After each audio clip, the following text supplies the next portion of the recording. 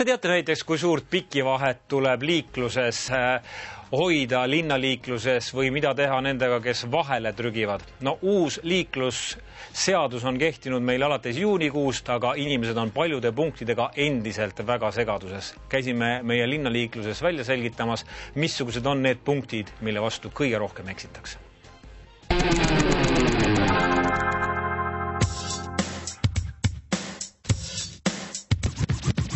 Uue liiklusseaduse kehtima hakkamisest on möödas veidi üle 3 kuu. Mobiiltelefoniga rääkimise keelust on juba palju juttu olnud, kuid mida põhimõtteliselt uut sisaldab veel see 143 leheküljeline väljaanne.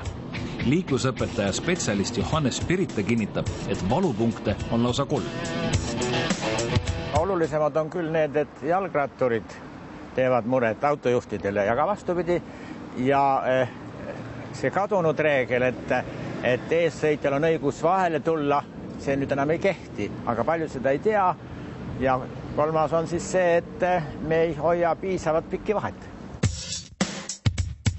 Kõigepealt sukeldun varahommikusel tipptunnil Tallinna kesklinna autode voolu, et vaadata, kuidas käib olematute pikivahede korral igapäevane vahele trügimine.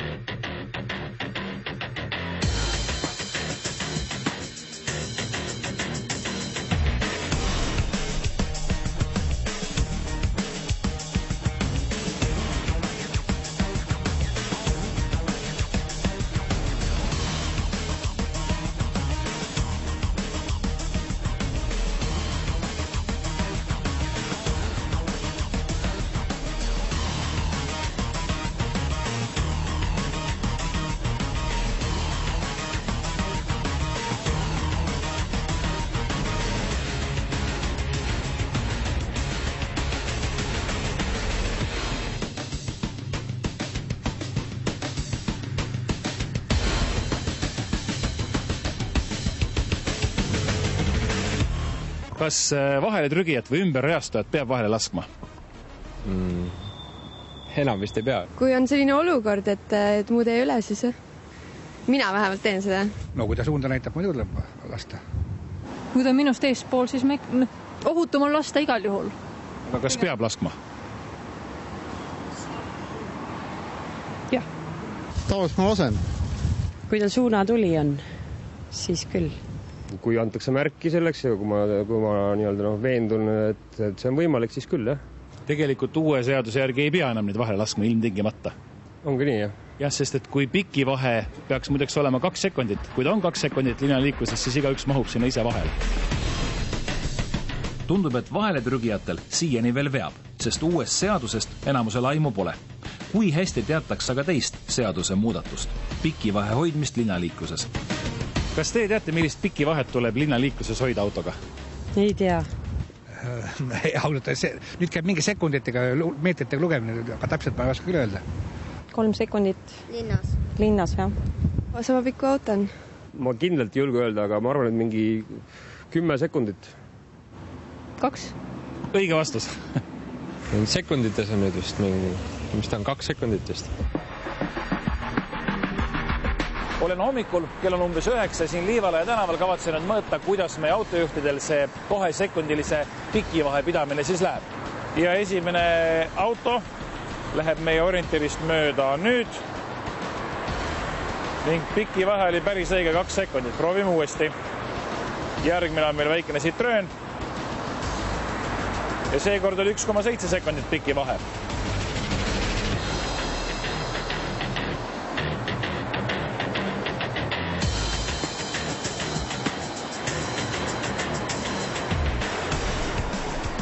No mina igatahes olen hämmingus, sest et iga hommiku seda sama teed pidi telemaja poole teele vurades tundub mulle, et 2-sekundilisest pikivahest pole haisugi. Ometigi minu mõõtmistulemused näitavad, et meie autojuhid käituvad täiesti korralikult.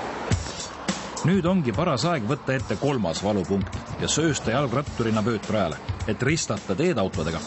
Ehkki seadus ei luba jalgratturil autojuhi kulgemist segada, teen mina väikese eksperimendi, tõestamaks, kui hästi tunnevad autorooli hoidjad oma uusi õigusi. Hoiatus, ärge seda kodus järele proovige. No, need autojuhid lasid mind kenasti läbi, kuigi nad tegelikult seda ei peaks tegema. Ja väga viisakas bussijuht on ka, kes tegelikult ei peaks mind läbi laskma, aga ma arvan, et ta küll teab seadust, aga sellest on ta üks viisakas liikleja meie Tallinna liikluses. No siin eksperimendi korras olen ma nüüd pidevalt sõitnes autoteed ületanud ja nagu näha, autojuhid on väga armulised minu vastu. Nad lasevad mind üle, kuigi nad ei peaks seda tegema. No, kaks varianti. Kas autojuhid on väga viisakad või nad ei tea uut liiklusseadust ja lasevad mind kõik kenasti sõites üle. Välja arvatud üks punases kaubikus härrasmees, kes avaldas valju häälega arvamust. Aga kui jalgrattur ületab sõites vöötrada ja te olete samal ajal autoga seal, siis kummal on eesõigus? Autoga vist on eesõigus, jalgratturil ei ole. Mina annan teed, aga selles mõttes, et tegelikult andma ei pea, sest ta peab tulema jalakäija kiirusel sealt üle. No jalgratturil peab ikka üle laskma. Aga kummal eesõigus on? Jalgratturil. No jalgrattur on, kui ta on seljas, siis ta on võrdne sõitjaga. Aga siis mul nagu ma ei peaks talle teed andma, aga noh, keegi ei mõtle niimoodi. Kui ta on jalgrattalt maas, siis on tal eesõigus. Aga kui ta sõidab ratta peal samal ajal? Siis mul ei ole kohustus üle lasta, aga mina seda teen, et kui ma ei hakka ju alla ajama teda. Ikkagi ratturil, ma arvan. Et nüüd ei ole see kohustus, et ta peab sealt maha tulema ratta pealt, et ta võib ratta peal sõita üle. Jah, tegelikult on niimoodi, et teil on eesõigus. Kui ta ratta pealt maha tuleb, siis on temal eesõigus, kui ta ratta peal on, siis on teil eesõigus. Vaat nii. Ütlesin sulle. Kuidas tuleb ülekäigurada ületada, kas sa tead? Ma teaks, et mis peaks rattalt maha tulema ja siis, aga jah, pole aegi selleks. Tegelikult uue liiklusseaduse järgi enam ei pea rattalt maha tulema. Hästi, siis ma teen kõigest. Võib rattal sõites ületada. Mida peaks arvesse võtma, kui rattal sõites ületada? Noh, ikka auto liikumiskiirust ja kaugust ja nähtavust ja noh, pigem maha tulla, jah. Mulle meeldib isegi see rohkem. Selge, et sa pead vaatama, et masinad ei tuleks, tähendab, pead arvestama autodega kindlasti liikumist. Vabandust, hingeldasin praegu. Pole olnud. Ja. Kellel on sellisel juhul eesõigus, kas teil või autodel? Tähendab niimoodi, kui autodel on eesõigus. Selles mõttes, et sa pead vaatama, kui on tõesti auto nii kaugel, et sa jõuad üle, siis palume, aga muidu on autodel eesõigus.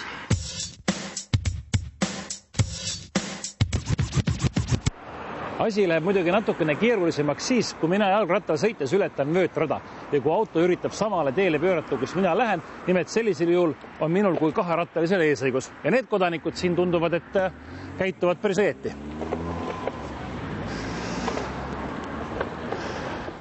Kuigi uue liiklusseaduse järgi võib jalgrattaga vöötrada ületada, tundub siiski see vana hea seadus vähe kindlam olevat, tulles rahulikult ratta pealt maha ja minnes siit üle tee. Ei mingit ohtu nagu näha.